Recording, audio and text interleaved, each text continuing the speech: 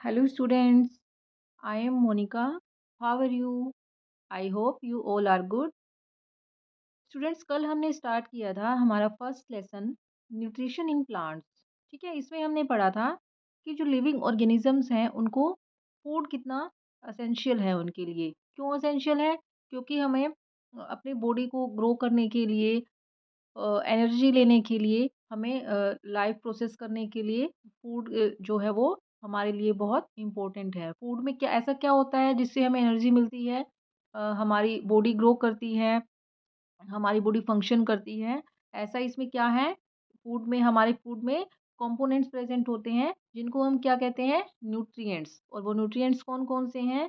जैसे कार्बोहाइड्रेट्स हो गया, प्रोटीन्स हो गए, फैट्स हो गया और हमारा मिनरल्स हो गया। ठीक है? ये सारे क्या हैं? कंपोनेंट्स हैं जो हमें फूड से मिलते हैं। ओके? तो ये हमारे लिए बहुत ज़रूरी होते हैं जिससे हमारी बॉडी अच्छे से फंक्शन करती है और हमारी बॉडी ग्रो होती है। ओके, तो अब क्या है, जो अर्थ पे लिविंग ऑर्गेनिजम्स हैं वो अलग-अलग कैटेगरी के हैं, ठीक है? कुछ हैं उनमें ऑटोट्रोफ्स जो अपना खाना खुद से बनाते हैं। वो कौन से हैं? प्लांट्स हो गए। वो क्या है? ऑटोट्रोफ, क्योंकि वो अपना फूड खुद से प्रिपेयर करती हैं। वो कैसे प्रिपेयर करते हैं? वो प्रोसेस हमने इसमें पढ़ी थी, कल हमने बात की थी। प्लांट्स में जो फूड मेकिंग प्रोसेस है उसको हम कहते हैं फोटोसिंथेसिस। ठीक है? जो कहाँ पे होती है? प्लांट्स की लीफ में। प्लांट्स की लीफ में क्लोरोफिल प्रेजेंट होता है। क्लोरोफिल क्या है? एक ग्रीन कलर का पिगमेंट है जो प्लांट्स की लीफ में प्रेजेंट होता है और उसकी प्रेजेंस में ही फोटोसिंथेसिस पॉसिबल होती है। ठीक है? अगर प्लांट्स के अगर कुछ प्लांट्स ऐसे होते हैं जिनका स्टेम भी ग्रीन होता है, जो जो भी पार्ट प्लांट का ग्रीन होता है वहाँ पे फोटोसिंथेसिस होती है। ठीक है? क्योंकि उनमें क्लोरोफिल होता है और क्लोरोफिल ही एक ऐसा पिगमेंट है जो फोटोसिंथेसिस के लिए रिक्वायर है। ठीक है? तो उसके बाद हमने बात की थी, कुछ होते हैं हेटेरोट्रोप्स। हेटेरोट्रोप्स क्या होते हैं? जो अपने फूड के लिए अदर एनिमल्स पे डिपेंड होते हैं, अदर प्लांट पे या एनिमल पे डिपेंड होते हैं। जैसे कि ह्यूमन बीइंग हो गए, वो क्या है? हेटेरोट्रोप्स है, क्योंकि वो अपने फूड के लिए हम जो है वो प्लांट्स से अपना फूड लेते हैं या एनिमल से लेते हैं। ठीक है? जैसे मिल्क हो गया, हम अदर एनिमल से लेते हैं। प्लांट से हम वेजिटेबल्स लेते हैं, फ्रूट्स लेते हैं। तो हम क्या है? हेटेरोट्रोप्स। एनिमल्स सारे क्या हैं? हेटेरोट्रोप्स, क्योंकि वो डायरेक्टली और इनडायरेक्टली प्लांट्स पे डिपेंड होते हैं। ठीक है? हमने फोटोसिंथेसिस की बात की थी, तो फोटोसिंथेसिस प्रोसेस कैसे होती है? फोटोसिंथेसिस में क्लोरोफिल क्या करता है? सनलाइट की प्रेजेंस में सनलाइट को कैप्चर करता है और जो लीफ होती है प्लांट की उसमें स्टोमेटा प्रेजेंट होते हैं, जो क्या करते हैं? एयर से CO2 को एब्ज़ॉर्ब करते हैं। ठीक है? और उसके बाद जो मिनरल्स है और वाटर है वो कहाँ से लेता है प्लांट? सोइल से सोइल में जो रूट होती है वो क्या करती हैं? सोइल से मिनरल्स और वाटर को एब्ज़ॉर्ब करती है, जिससे वो वेसल्स के थ्रू, पूरे प्लांट में वेसल्स होती हैं जिनको हम जाइलम बोलते हैं। वो वेसल्स क्या करती हैं? ट्रांसपोर्ट करती है वाटर एंड मिनरल्स का, कहाँ तक? लीफ तक। ठीक है? जिससे वो फिर सभी चीज़ें मिलकर क्या बनाती हैं फिर? फोटोसिंथेसिस की प्रोसेस होती है, फूड प्रिपेयर करती है। ठीक है? और प्लांट में जो फोटोसिंथेसिस होती है उसमें फूड जो है वो किस फॉर्म में होता है? वो कार्बोहाइड्रेट की फॉर्म में होता है। ठीक है? ये बात आपको याद रखनी है, वो किस फॉर्म में क्या बनता है, किस फॉर्म में होता है वो फूड? कार्बोहाइड्रेट की फॉर्म में। ठीक है? तो हमने इतना कल पढ़ा था। आज हम पढ़ेंगे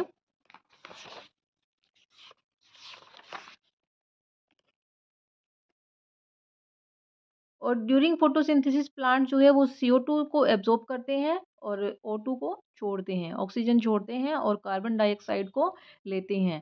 तो इसलिए तो कहते हैं कि प्लांट जो है वो ज़्यादा से ज़्यादा लगाने चाहिए, क्योंकि वो ऑक्सीजन छोड़ते हैं एनवायरनमेंट में और ऑक्सीजन को हम लेते हैं। ठीक है? हमारे लिए ऑक्सीजन बहुत ज़रूरी है, तो इसलिए प्लांट्स को ज़्यादा लगाना चाहिए हमें।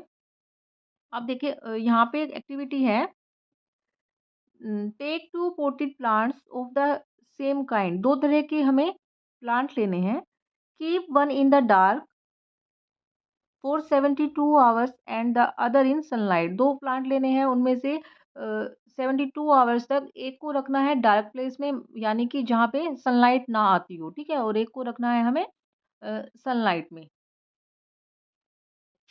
देन क्या होगा, देन हमें क्या करना है, perform iodine test with the leaves of both the plants as you did in class 6। हमें फिर क्या करना है, हमें 72 आवर्स के बाद दोनों प्लांट्स की लीफ के साथ आयोडीन टेस्ट करना है। आयोडीन टेस्ट में क्या होता है, कुछ ड्रॉप्स आयोडीन सॉल्यूशन की कुछ ड्रॉप्स हम लीफ पे डालेंगे, तो उससे क्या होगा, अगर लीफ का कलर ब्लू या ब्लैक हो जाता है, तो उससे हमें पता चलता है कि इसमें आयोडीन इसमें स्टार्च प्रेज़ेंट है। स्टार्च क्या है बच्चा? कार्बोहाइड्रेट की फ़ॉर्म है स्टार्च, ठीक है? ये आपको याद रखना है। तो हमें अगर ब्लू और ब्लैक कलर हो गया लीफ का, तो उसमें स्टार्च प्रेज़ेंट है, और अगर लीफ येलो या ब्राउन हो जाती है, तो उसमें स्टार्च प्रेज़ेंट नहीं है, ठीक है? तो इस तरह से हम उसको टेस्ट करेंगे, ठीक है? देखो, आप स्टार्च का एक सिंपल एग्ज़ाम्पल आपको बताती हूँ। हमारे घरों में आलू आपने देखा है, तो आलू को अगर हम कट करके कुछ घंटों के लिए रख देते हैं, तो आप देखेंगे वो ब्लैक होने लगता है, ठीक है? वो ऐसा इसलिए होता है क्योंकि पोटैटो में स्टार्च प्रेज़ेंट होता है, तो काफ़ी देर उसको रखने के बाद वो शो होने लगता है, ठीक है? तो वो एक बेस्ट एग्ज़ाम्पल है फूड में स्टार्च चेक करने का, पोटैटो में, ठीक है? तो ऐसे ही हमने लीफ में किया, तो क्या कह रहा है ये, record your result, now leave the pot which was earlier kept in the dark in the sunlight for 3 to 4 days and perform the iodine test again on its leaf, ठीक है? Record your observation in your notebook. देखो, अगर leaf में starch present हुआ, तो इसका मतलब क्या हुआ? क्या समझा आपने? इसका मतलब क्या है कि वहाँ पे फोटोसिंथेसिस हुई है, ठीक है? स्टार्च मतलब कार्बोहाइड्रेट न, कार्बोहाइड्रेट हमने पढ़ा था, फोटोसिंथेसिस में प्रोडक्ट क्या बनता है? फूड क्या बनता है? कार्बोहाइड्रेट। अगर मान लो लीफ पे हमने टेस्ट किया और स्टार्च प्रेजेंट है, इसका मतलब वहाँ पे फोटोसिंथेसिस हो गया है, ठीक है? तो हम क्या देखेंगे, जो हमने डार्क प्लेस में रखा था, क्या उसमें फोटोसिंथेसिस होगी? नहीं होगी, ठीक है? और जो सनलाइट में रखा हुआ प्लांट है, उसमें फोटोसिंथेसिस होगी, तो स्टार्च भी उसी में प्रेजेंट मिलेगा, ठीक है? The leaves other than green also have chlorophyll. आपने देखा होगा कुछ लीव्स, कुछ प्लांट्स की लीफ ना ग्रीन कलर की नहीं दिखाई देती, वायलेट और रेडिश कलर की लीफ आपने कभी देखी है? कुछ फ्लावरिंग प्लांट्स की, या फिर आपने कहीं न कहीं ज़रूर देखी होगी, वायलेट और रेड कलर से के कुछ प्लांट होते हैं।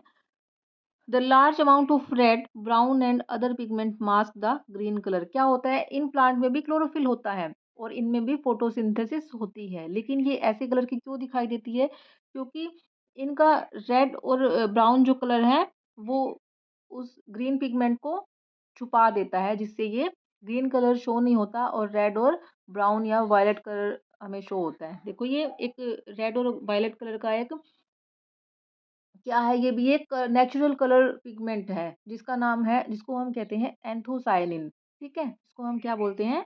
एंथोसायनिन,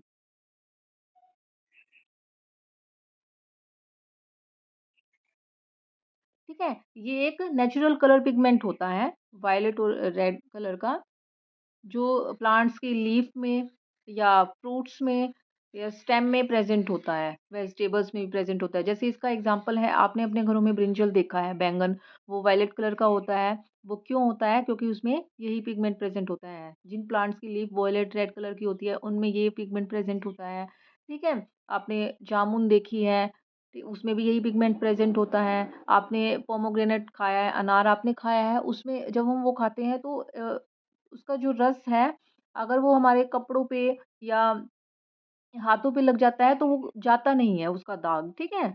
आपने देखा होगा थोड़ा वायलेट कलर का, मतलब जूस उसमें से निकलता है, थोड़ा रेड रेड, ठीक है? तो वो क्या है, वो यही इसी पिगमेंट की वजह से होता है, एंथोसायनिन, ठीक है?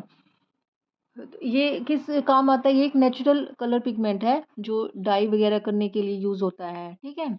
और इसकी प्रॉपर्टी एंटीबायोटिक प्रॉपर्टी है, मेडिसिन वगैरह में यूज़ होता है, तो ये काफ़ी बेनिफिशियल पिगमेंट है, ठीक है?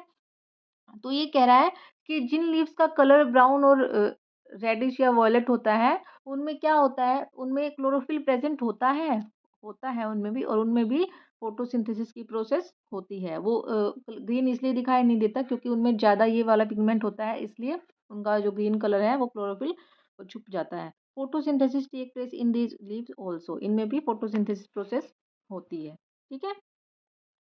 देखो ये कुछ इस तरह की लीव्स हमें अलग-अलग दिखा रखी हैं। You often see slimy green patches in ponds और stagnant water bodies. आपने कभी देखा है जैसे कहीं पे पानी रुका होता है वहाँ पे एक ग्रीन कलर की परत सी बन जाती है, ठीक है? आपने कभी ज़रूर देखा होगा। These are generally formed by the growth of organism called algae. ये किस वजह से होता है? एक ऑर्गेनिज्म होता है जिसका नाम है एल्गी, ठीक है? जिसे हम आम अपनी भाषा में ऐसे बोल देते हैं ना कि काई काई लगी हुई है, काई जम गई है, तो वो यही होता है। उसको हम बायोलॉजिकल लैंग्वेज में क्या बोलते हैं? एल्गी कहते हैं, ठीक है? जो एक लिविंग ऑर्गेनिज्म है। हमें ऐसा लगता है कि ऐसा लिविंग नहीं है, लेकिन ये लिविंग ऑर्गेनिज्म है, ठीक है? तो आपने देखा होगा वो ग्रीन कलर का होता है। Can you guess why algae are green in colour? आपने कभी सोचा है कि वो ग्रीन कलर की क्यों होती है? क्योंकि दे कंटेन क्लोरोफिल, उसमें क्लोरोफिल प्रेजेंट होता है which gives them the green colour, जिसकी वजह से वो ग्रीन दिखाई देती है, ठीक है? Algae can also prepare their own food by photosynthesis. Algae जो है वो भी अपना फूड खुद से प्रिपेयर कर सकती है क्योंकि बाय फोटोसिंथेसिस, क्योंकि उसमें क्लोरोफिल प्रेजेंट होता है, ठीक है? अब आगे है synthesis of plant food other than carbohydrates. देखो हमने पढ़ा है कि कार्बोहाइड्रेट्स फोटो प्लांट्स में फोटोसिंथेसिस होती है जिसमें क्या बनता है? कार्बोहाइड्रेट्स। अब प्लांट्स को कार्बोहाइड्रेट्स तो मिल गया, लेकिन बाकी पिगमेंट्स बाकी कंपोनेंट्स का क्या? प्रोटीन्स चाहिए, फैट्स चाहिए, मिनरल्स चाहिए, तो वो प्लांट को कहाँ से मिलेंगे? अब वो भी तो चाहिए ना, फूड के कंपोनेंट हैं, तो वो कहाँ से मिलेंगे? तो इसमें अब यही बात करेंगे कि प्लांट जो है उसको कार्बोहाइड्रेट तो मिल गया फोटोसिंथेसिस से, अब जो बाकी के कंपोनेंट्स हैं वो कहाँ से लेगा वो? You just you have just learned that plants synthesize carbohydrates through the process of photosynthesis. The carbohydrates are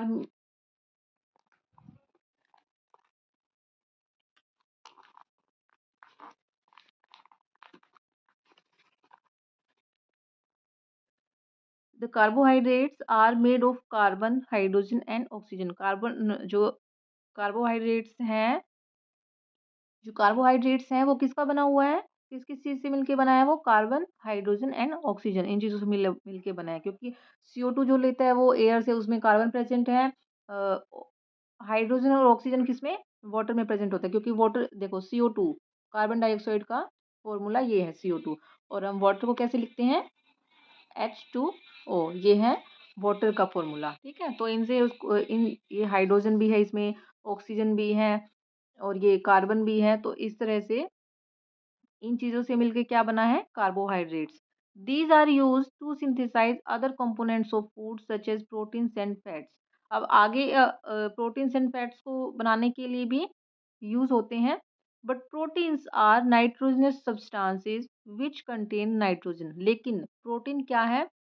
वो एक नाइट्रोजनस सब्सटेंस है, यानी कि उसमें नाइट्रोजन प्रेजेंट होता है, ठीक है? अब प्लांट्स नाइट्रोजन कैसे ले? कहाँ से ले वो? From where do the plants obtain nitrogen? अब प्लांट्स कैसे लेगा नाइट्रोजन? अब देखो, एयर में नाइट्रोजन प्रेजेंट होता है, हमें पता है, बहुत सारी गैसेस प्रेजेंट है हमारी एयर में। Recall that nitrogen is present in abundance in gaseous form in the air. हमारी एयर में गैसियस फॉर्म में नाइट्रोजन प्रेजेंट है, लेकिन plants can not absorb nitrogen in this form. लेकिन गैसियस फॉर्म में प्लांट जो है वो नाइट्रोजन को एब्जॉर्ब नहीं कर सकता। वो सिर्फ CO2 तो ले सकता है, किसके थ्रू? स्टोमेटा के थ्रू। जो लीफ में स्टोमेटा है उसके थ्रू वो CO2 तो ले सकता है, लेकिन नाइट्रोजन को वो गैसियस फॉर्म में नहीं ले सकता, उसको वो सोल्यूबल फॉर्म में चाहिए। प्लांट को नाइट्रोजन जो है वो सोल्यूबल फॉर्म में चाहिए, तो वो कैसे लेगा? Soil has certain bacteria that convert gaseous nitrogen into a usable form and release it into the soil. अब सोइल में क्या होते हैं? जो मिट्टी होती है, सोइल मतलब मिट्टी, सोइल में क्या है? बहुत सारे ऐसे बैक्टीरिया होती हैं जिसका नाम होता है राइजोबियम। उस बैक्टीरिया का नाम होता है rhizobium.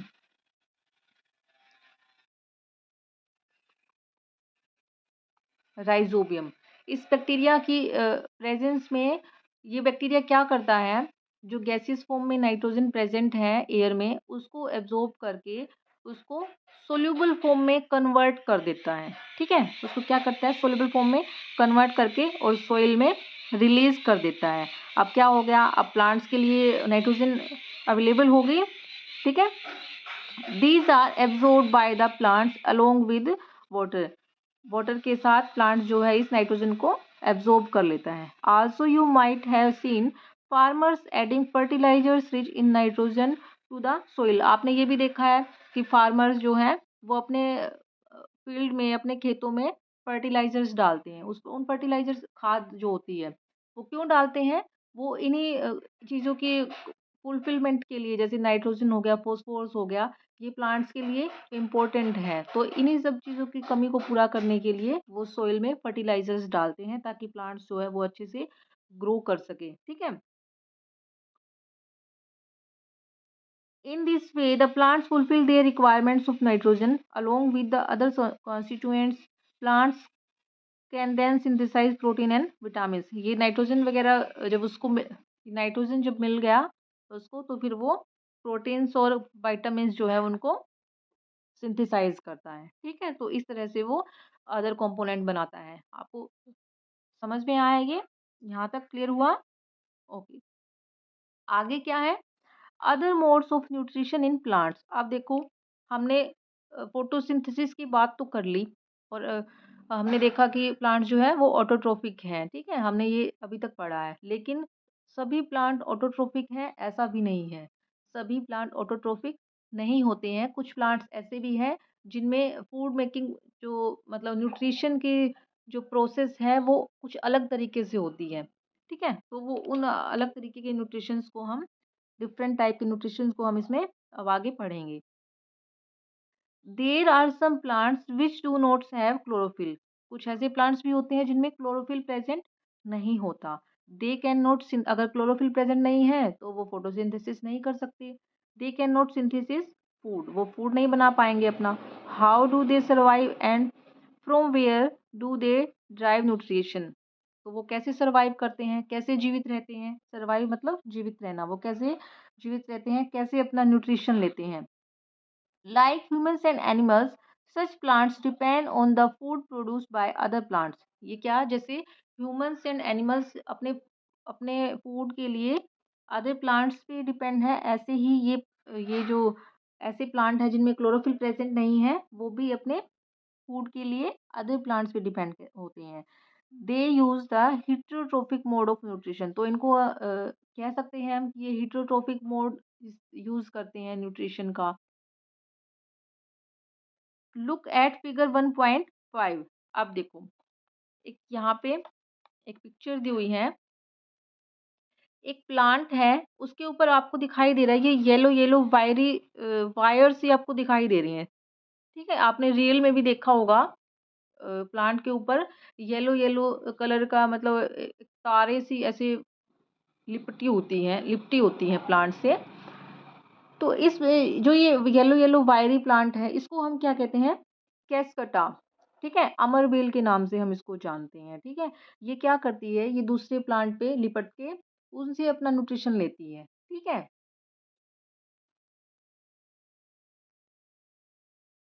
you see a yellow wiry branched structure spinning around the stem and branches of a tree। आपने देखा कि एक मतलब वायरी जो प्लांट है वो दूसरे प्लांट से लिपटा हुआ है। ठीक है, दिस इज ए प्लांट का called Cuscuta अमरबेल।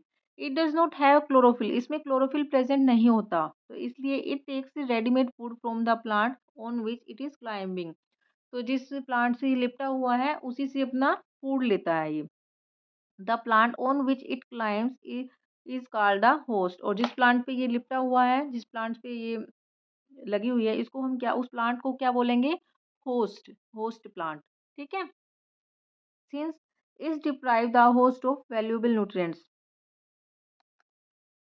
कैस्केटा is called the parasite. ये क्या करता है, जिस प्लांट पे लगा होता है उससे अपना फूड तो ले लेता है, ये अपना न्यूट्रिशन तो पूरा कर लेता है, लेकिन जिस प्लांट पे ये होता है उसको उसमें न्यूट्रिएंट्स की कमी कर देता है, उसमें उसकी कमी हो जाती है, ठीक है? तो इसलिए इस कैस्केटा को क्या बोलेंगे हम?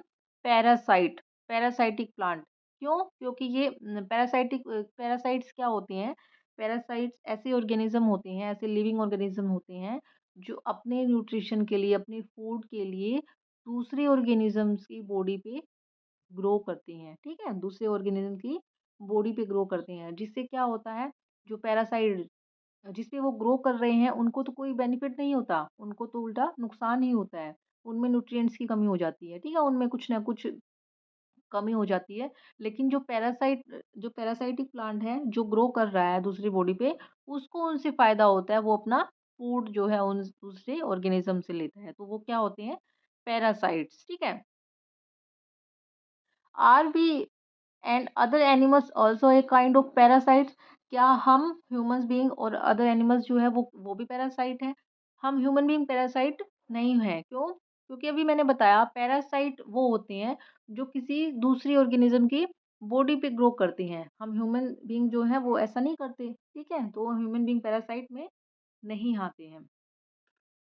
अब देखो, Paheli wants to know whether mosquitoes, bed bugs, lice and leeches that suck our blood are also parasites. देखो, आपने देखा है कभी कभी बालों में जुएं हो जाती हैं, वो क्या हो गए? पैरासाइट। उनके लिए वो क्या हमें नुकसान कर रहे हैं?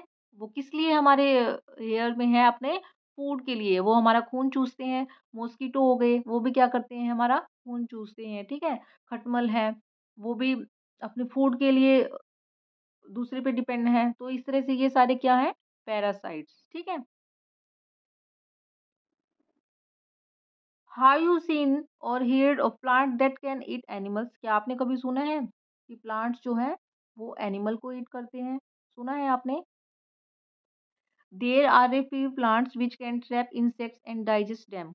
कुछ प्लांट ऐसे होते हैं जो इंसेक्ट्स को ट्रैप करते हैं, पकड़ते हैं और उन्हें डाइजेस्ट करते हैं, ठीक है? ऐसा भी देखो होता है, किस तरह के अलग-अलग तरह के प्लांट हैं, ठीक है? ये कितना सोचने में कितना अजीब लगता है, लेकिन ऐसा होता है। सच प्लांट्स मे बी ग्रीन और ऑफ सम अदर कलर। ऐसे प्लांट जो है वो ग्रीन कलर के भी हो सकते हैं और अदर कलर के भी हो सकते हैं। अब देखो यहाँ पे एक प्लांट दिया हुआ है, फिगर 1.6। ये देखो, यहाँ पे ये है पीचर प्लांट। इसका नाम क्या है? Pitcher plant. पीचर मतलब एक जग लाइक, मतलब जैसे जग होता है ना, और या फिर घड़ा, इस तरह की एक स्ट्रक्चर बनी हुई है। ठीक है, इसमें क्या होता है, इसके यहाँ पे इंसेक्ट आता है, इसके अंदर जाके वो इसमें फंस जाता है। इसमें हेयर्स प्रेजेंट होते हैं अंदर, जो उसमें जाके वो फंस जाता है, और ऊपर से ये लीड, लीड मतलब ढक्कन, लीड बनी हुई है ये अगर इंसेक्ट जब अंदर फँस जाता है तो ये ऊपर से बंद हो जाती है। इस तरह से ये अपना फूड लेता है। अब आगे वो कैसे इंसेक्ट को कैसे खाएगा? वो इसके अंदर एक डाइजेस्टिव एंजाइम प्रोड्यूस होता है, डाइजेस्टिव जूस प्रोड्यूस होता है, जो इस इंसेक्ट को डाइजेस्ट कर लेता है और इससे वो अपने न्यूट्रिशन लेता है, ठीक है?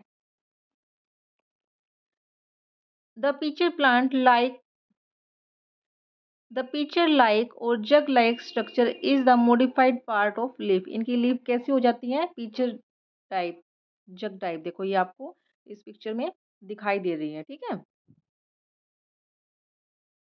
The apex of the leaf forms a lid which can open and close the mouth of the pitcher। इसके ऊपर क्या होती है? एक लीड लगा हुआ है, ढक्कन टाइप कुछ लगा हुआ है, जो क्या होता है? ओपन एंड क्लोज हो सकता है, ठीक है? Inside the picture there are, picture के अंदर, जो ये पिक्चर है इसके अंदर क्या होते हैं? Hair which are directed downward. ये क्या कह रहा है? टीचर के अंदर ना हेयर, अभी मैंने बताया था हेयर प्रेजेंट होते हैं, जिनकी डायरेक्शन जो है वो डाउनवर्ड होती है, नीचे की तरफ होते हैं वो, ठीक है? इनसे क्या होता है, जब इसमें इंसेक्ट आएगा तो वो नीचे तो चला जाएगा, उन हेयर में फंस जाएगा, वो बाहर नहीं निकल सकता, और ये ऊपर से ये ढक्कन बंद हो जाता है जिससे वो उसमें फंस जाता है। The lid close and the trapped insects get entangled into the hair. वो हेयर में अंदर फंस जाता है। The lid closes and the insect is trapped in, insect उसमें फंस गया। अब क्या होगा? The insect is digestive by the digestive juices secreted in the pitcher. अभी मैंने बताया था कैसे वो डाइजेस्ट हो जाता है। इस पीचर के अंदर डाइजेस्टिव जूस सीक्रेट होता है, जिससे वो उसको इंसेक्ट को डाइजेस्ट कर लेता है and its nutrients are absorbed, और फिर उसके इंसेक्ट के न्यूट्रिएंट्स को वो खुद एब्जॉर्ब कर लेता है। इस तरह से वो अपना न्यूट्रिशन लेता है। Such in such insect eating plants are called insectivorous plant. इस तरह के प्लांट्स को क्या कहते हैं?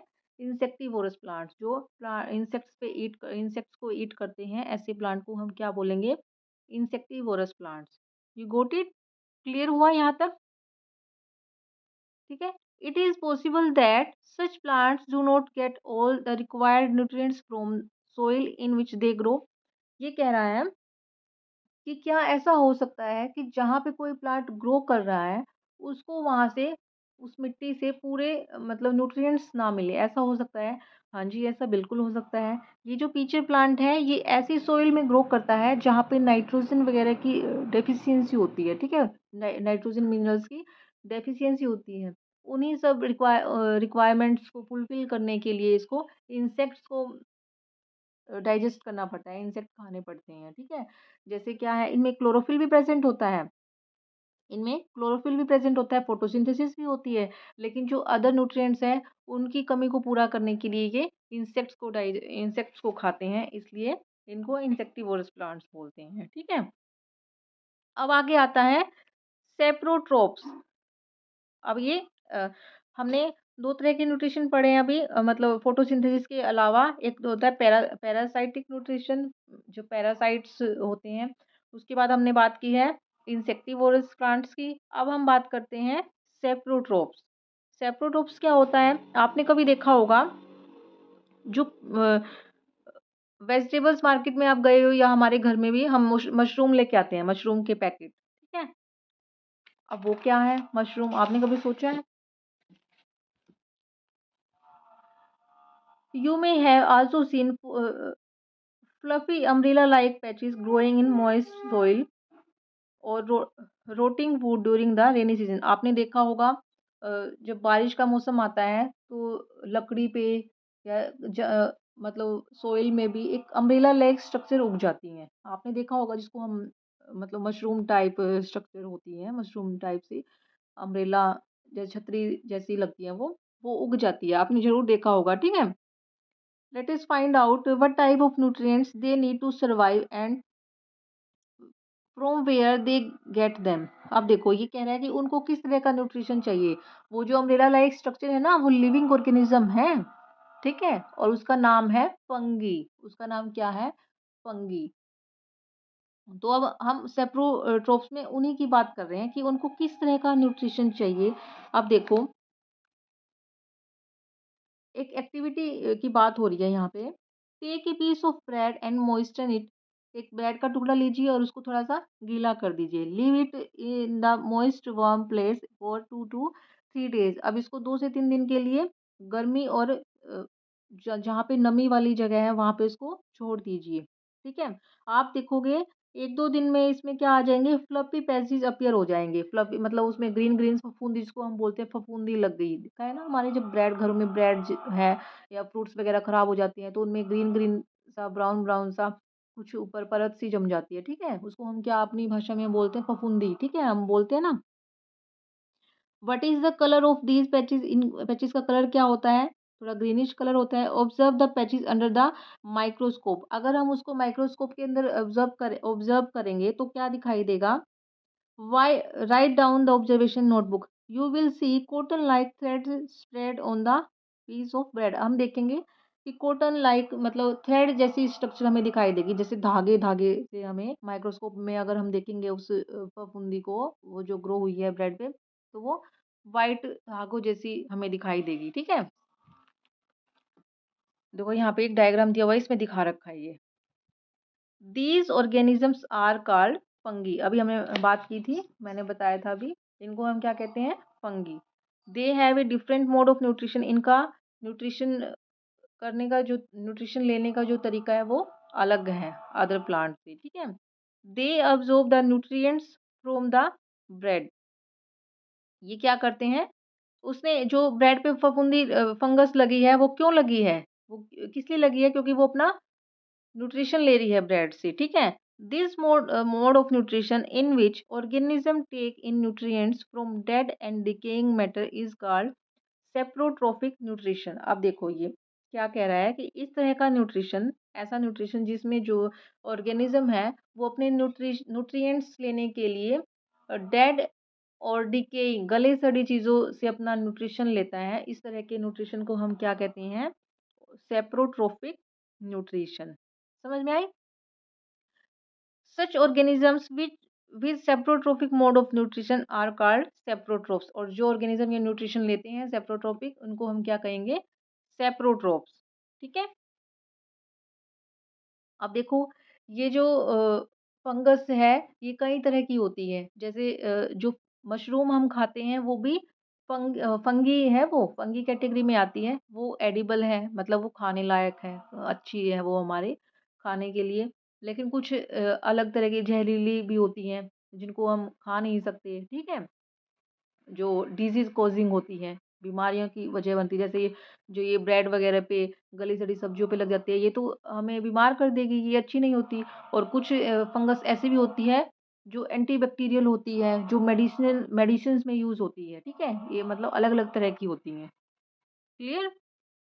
अच्छा, fungi also grow on pickles, leathers, clothes, and other articles that are left in hot and humid weather for long time। जो fungi है वो कहाँ कहाँ ग्रो हो सकती है? आपने देखा है हमारे घरों में अचार खराब हो जाता है, उस पे भी फंगस लग जाती है। तो पिकल्स पे भी फंगस लग सकती है, ये क्लोथ्स पे भी लग सकती है, लेदर पे भी लग जाती है। ठीक है। अदर आर्टिकल बहुत सारी चीज़ों पे, मतलब आपने देखा रेनी सीजन में तो ये बहुत लगती है। ठीक है। क्योंकि उस टाइम पे ही क्यों लगती है? क्योंकि फंगस को ग्रो होने के लिए एनवायरनमेंट ही ऐसा चाहिए जहाँ पे गर्मी भी हो और नमी भी हो, ह्यूमिडिटी भी हो, ठीक है? तो ऐसी एनवायरनमेंट इसको मिल जाता है तो ये तभी ग्रो कर जाती है। अभी एकदम हम सोचें एकदम से कहाँ से आती है? जो इनके स्पोर्स हैं वो ऑलरेडी एनवायरनमेंट में प्रेज़ेंट होते हैं, लेकिन ये ग्रो कब करती हैं? जैसे ही इनके अकॉर्डिंग इन्हें एनवायरनमेंट मिला, ये तभी ग्रो करना स्टार्ट कर देती है। ठीक है? During the rainy season they spoil many things. Rainy season में ये तो बहुत सारी चीज़ों को ख़राब कर देती हैं, अभी हमने बात की। तो हमें पता है ये कैसे माहौल में, कैसे एनवायरनमेंट में ग्रो करती हैं? गर्मी और मॉइस्चर वाले एनवायरनमेंट में। तो हम अगर इनको मतलब ऐसा एनवायरनमेंट से अपनी चीज़ों को बचाएँगे, तो ये ग्रो नहीं कर पाएगी, ठीक है? The fungal spores are generally present in air when they land on wet and warm things they germinate and grow. अभी वही बात कह रही है, अगर मतलब इनके स्पोर्स जो हैं वो ऑलरेडी एयर में प्रेजेंट होते हैं, लेकिन जैसे ही ये लैंड करते हैं किसी चीज़ पे और अगर वहाँ पे गीला है और गर्मी है तो ये वहाँ पे जर्मिनेट होके ग्रो कर जाती हैं। Now can you figure out how we can protect our things from getting spoiled. तो हम कैसे बचा सकते हैं अपनी चीज़ों को खराब होने से? उनको गीले और गर्मी वाली जगह से, मतलब उनके अकॉर्डिंग जो एनवायरनमेंट है, अगर हम वो ना होने दें, तो उससे ये हमारी चीज़ें स्पॉइल होने से बच सकती हैं। Some organisms live together and share both shelter and nutrients. अब देखो कुछ ऑर्गेनिज़्म ऐसे होते हैं जो इकट्ठे रहते हैं और क्या करते हैं, रहने के लिए जगह और न्यूट्रिएंट्स को आपस में शेयर करते हैं, ठीक है? इस तरह की रिलेशनशिप को ये क्या बोलते हैं? सिम्बायोसिस। क्या बोलते हैं? सिम्बायोसिस। ये कैसा रिलेशन है? जिसमें जो है 2 ऑर्गेनिज़्म एक साथ रहते हैं, जो आपस में शेयर करते हैं न्यूट्रिएंट्स और शेल्टर के लिए, ठीक है? For example certain fungi also inside live inside the roots of plant. ये क्या कह रहा है? इस तरह का रिलेशन का एग्जांपल बता रहा है ये।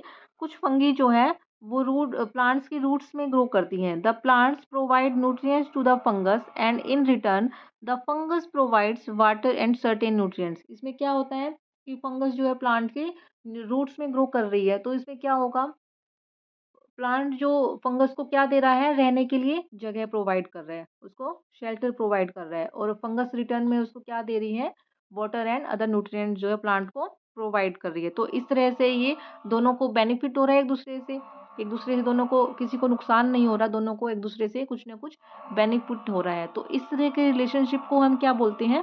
सिम्बायोसिस। क्या बोलते हैं? सिम्बायोसिस, ठीक है। इसका एक एग्जाम्पल और देख लेते हैं। इन organisms called lichens. Lichens, a chlorophyll containing partner which is an algae. And A fungus live together. Lichen क्या होता है, जब एल्गी और फंगस एक साथ रहती हैं तो वैसे मतलब कई बार आपने देखा होगा प्लांट्स के स्टेम पे कई बार ऐसे आपने येलो येलो ग्रीन ग्रीन से मतलब एक परत सी बनी देखी होगी, वो क्या होती है? लाइकेन होती है।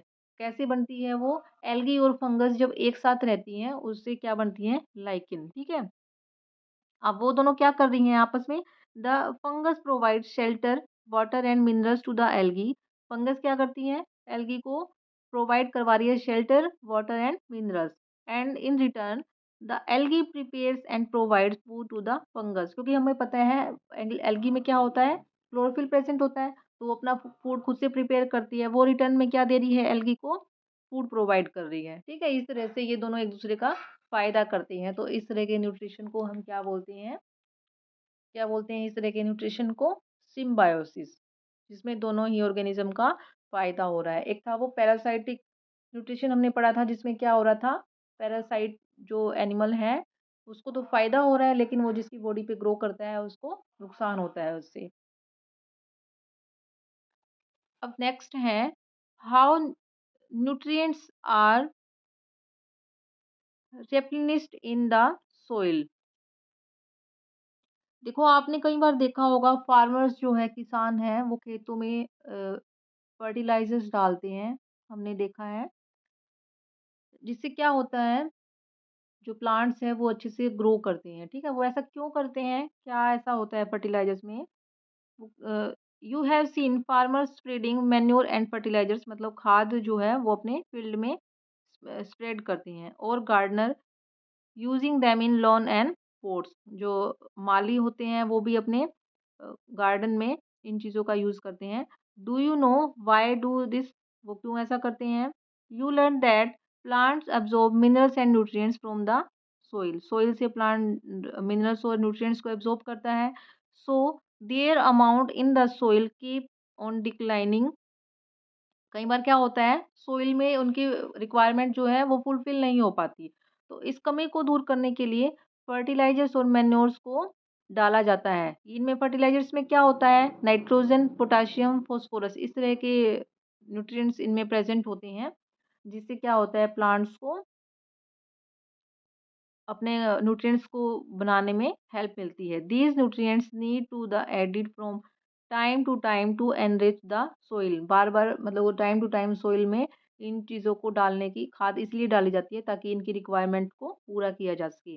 When we grow plants and keep them healthy, if we can fulfil the nutrients requirement of the plant. अगर हम टाइम टू टाइम ये फर्टिलाइजर्स मैन्योर खाद वगैरह हम सोइल में मिलाएंगे, तो इससे प्लांट की रिक्वायरमेंट जो है वो फुलफिल होगी और वो अच्छे से ग्रो करेगा, ठीक है?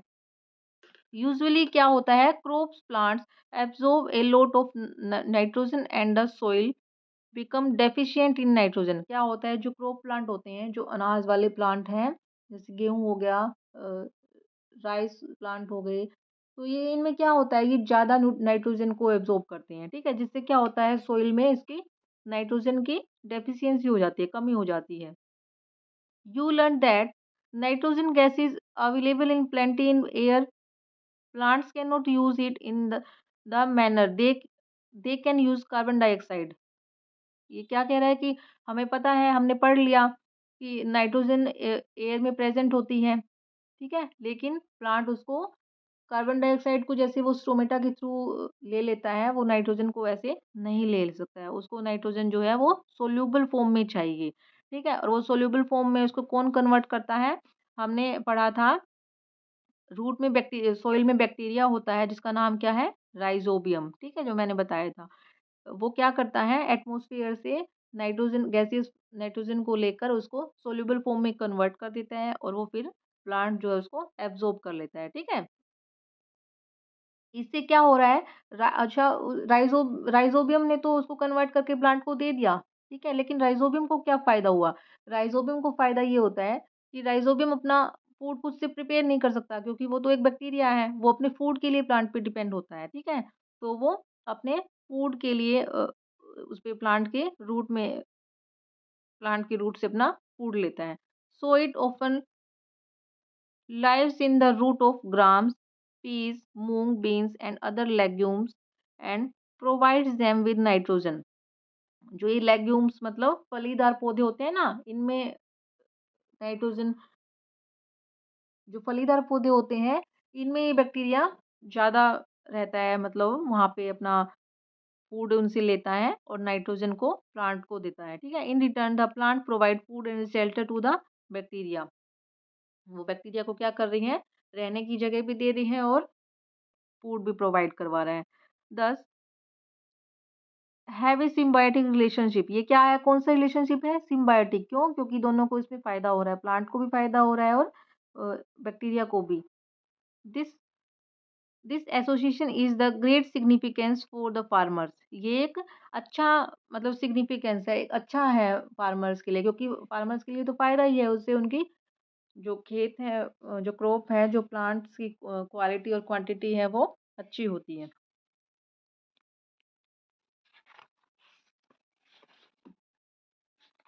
ये अगर हम मतलब टाइम टू टाइम अपने फील्ड में अगर लेग्यूम्स फलीदार पौधे उगाते हैं तो वो क्या करते हैं, नाइट्रोजन की रिक्वायरमेंट को सॉइल में डेफिशिएंसी नहीं होने देते, ठीक है। तो फलीदार पौधों को भी हमें उगाना चाहिए। In this chapter you learn that most of the plants are autotrophs. हमने इस चैप्टर में क्या पढ़ा कि ज़्यादातर प्लांट क्या है, वो ऑटोट्रोप्स हैं। Only a few plants are parasitic और सेप्रोट्रोपिक। कुछ प्लांट ऐसे हैं जो पैरासाइटिक होते हैं और कुछ ऐसे होते हैं जो सेप्रोट्रोप। पैरासाइटिक प्लांट कौन सा था, हमने पढ़ा था कैस्कटा, अमरबेल, ठीक है। सेप्रोट्रोपिक प्लांट कौन सा है, मशरूम जो होती हैं, ठीक है। They drive nutrition from other organisms, वो अपना न्यूट्रिशन दूसरे ऑर्गेनिज्म से लेते हैं। All animals categorize as heterotrophs since they depend on plants and other animals for food। हम जो सभी एनिमल्स हैं वो क्या है, दूसरे ऑर्गेनिजम्स पे डिपेंड है, प्लांट्स पे डिपेंड है, तो हम सभी क्या है, heterotrophs। Can we say that the insectivorous plants are partially heterotrophs, क्या हम ऐसा बोल सकते हैं कि जो इंसेक्टिवोरस प्लांट है, जो इंसेक्ट्स खाते हैं, वो पार्शियली heterotrophs होते हैं। हाँ जी, ऐसा बिल्कुल बोल सकते हैं। क्यों बोल सकते हैं, क्योंकि हमने बात की थी जो इंसेक्टिवोरस प्लांट है उनमें फोटोसिंथेसिस भी होती है और जो अदर न्यूट्रिएंट्स है उनकी रिक्वायरमेंट को पूरा करने के लिए वो इंसेक्ट्स को खाते हैं, तो इसलिए वो पार्शियली तो ऑटोट्रोफिक है और पार्शियली हीटरोट्रोफिक। तो ये था हमारा लेसन न्यूट्रिशन इन प्लांट्स जो कंप्लीट हुआ। आई होप आप सभी को ये समझ में आया होगा, अच्छे से क्लियर हो गया होगा। आप एक बार इसको अच्छे से रिवाइज करेंगे। Thank you students.